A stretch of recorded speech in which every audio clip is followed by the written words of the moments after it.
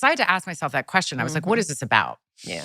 Because I want a partner. And so often, and it's not just that I'm older, I'm also very embodied. I am a full, very whole person who knows myself, who is in charge of my life, and who lives a very full, just robust life. So when you hear somebody say that, that just means that they didn't been through a lot of people and they didn't spun a block a whole lot of times. And when I hear somebody say that they want a partner, regardless if you're a man or a woman, that tells me everything that I need to know before we even get into it. Make sure y'all hit a like for the algorithm, subscribe to the channel, and turn on your notifications. Also, tap into the Patreon. Link is in the description. Let's get to it, man. Let's rock out. I want to hear what she got to say. It's not just age, it's like life experience and sort of a difference. But I had to ask myself the question, why? Why does this keep sort of coming up other than they're hot and gorgeous? There's that. There's that. But a lot of men my age are steeped in a toxic masculinity. She's talking about dating younger men. And lo and behold, Michelle Obama, she had to throw her 2 cents in.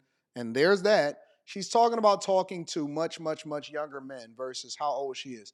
I'm not sure how old Tracee Ellis Ross is. I'll actually look that up while she's talking. Give me a second. And have been raised in a culture where there is a particular way that a relationship looks. And anything that starts to smell of that for me, I did enough of it where She's 52 years old. Was controlled and felt like I was a possession or whatever those things were, or prize, and I have no interest in it, and I will not do it again. I'm sorry. No, Craig. I was going to say, it's a generational thing. So it didn't matter how you met them, or is it just kind of the guys you're meeting? That's obviously too big of a generalization. It's a generalization, but because I have dated men my age, there is a difference. There is an openness that occurs with a younger man around whether it's gender fluidity or not even having an issue with homosexuality. I mean, something as basic as that. That there's times where I'll be, sitting across the table from somebody and just like, what did you just say? Yeah, what century are you? Like, oh my God. Where's your horse and buggy? Yeah, like, I'm so sorry. And your bedpan. Yeah, for real. Chamber pot. Yeah, your chamber pot. Your chamber pot. Like where I'm. So essentially what they're saying is that guys that hold on to traditional values are outdated, right?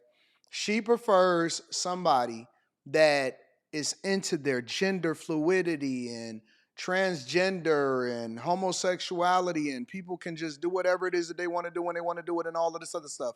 And so essentially they've outgrown traditional values to now embrace whatever this new stuff is. And so her whole thing about dating younger men is that younger men have basically been raised to be feminized versus older men that have more traditional values and that is age appropriate for how old she is. Now, I'm looking at her age right now, and it says that she's 52, will be 53 this year.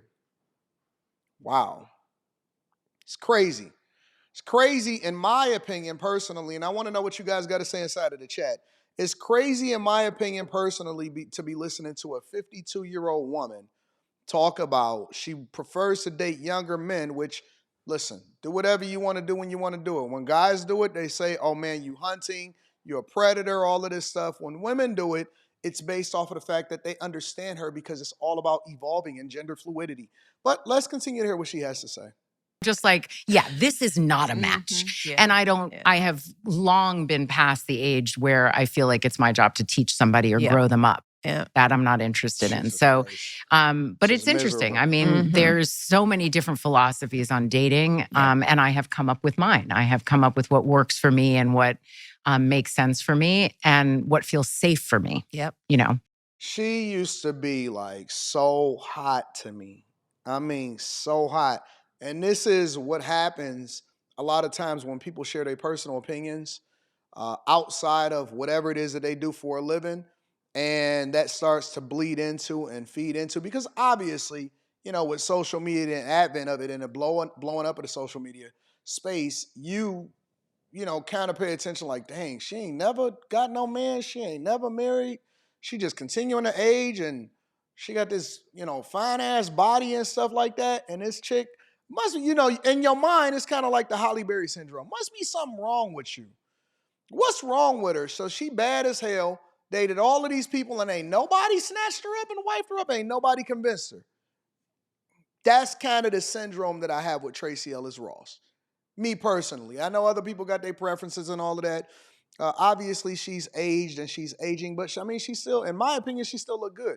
But her mind is fucked up. A lot of these women's minds is messed up, bro. Yeah. I mean, like, I'm not on dating apps. I have friends that have great success with dating apps, but that's just not something I'm comfortable with. So you're meeting folks in the wild then? That's the only way for me. Or someone sets me up, or I meet them at an event. I meet someone. It's usually people that also have a level of recognition that they, you know, have as much to lose as me to a certain extent. I don't know. I mean, I haven't had great luck lately, but I do have to say I'm moving up on what it is that I'm looking for as a match. Yeah. Ain't that crazy? Somebody that got this level of visibility, that's in all of the spaces, in 52, 53 years, they have not had any luck. And do you see how they talk? I haven't had any luck lately. They're not looking to be in a relationship, long-term marriage, be with the person, their forever person. It's different, bro. It's a different space, a different landscape. It's just different all across the board. It's so wild, man, to even think that women think this way in this day and time, and that they've become so liberal that it's more like a feminist female empowerment movement instead of it being something that's actually conducive for your lifestyle. And listen, I'm not tripping as long as you ain't got kids, as long as you ain't messing up the world or whatever, so on and so forth. But God damn it, this is wild, bro. Yeah. I've had some doozies. Yeah. But it's just, I just love watching your life because you were modeling so many things, the next phase, how many versions of ourselves we can become at all ages in life, you know, and how to build the life you want. Yes. Not the life that somebody told you you were supposed to have. And let me tell you, I told you this about the girls, and Tracee, just like, you know, she mentors the girls. She's always there for them. But Shit, that's a red flag. Red flag on a play.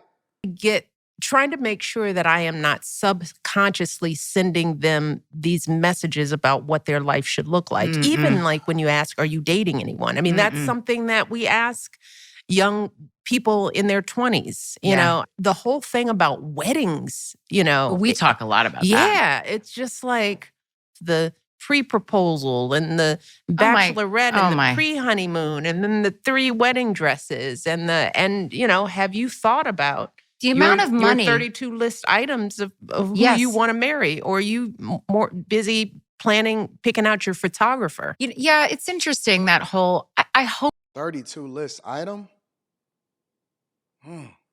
that is starting to dissipate culturally. So. I really do. I think social media is perpetuating some of those things in a really big way. But I did dream of my wedding growing up. And that's not to say that I didn't dream of the bigness of my life, but I could have spent a lot more time dreaming of my life. And you know, as much as grief does surface for me around not having children and not having a partner, I still wouldn't want the wrong partner.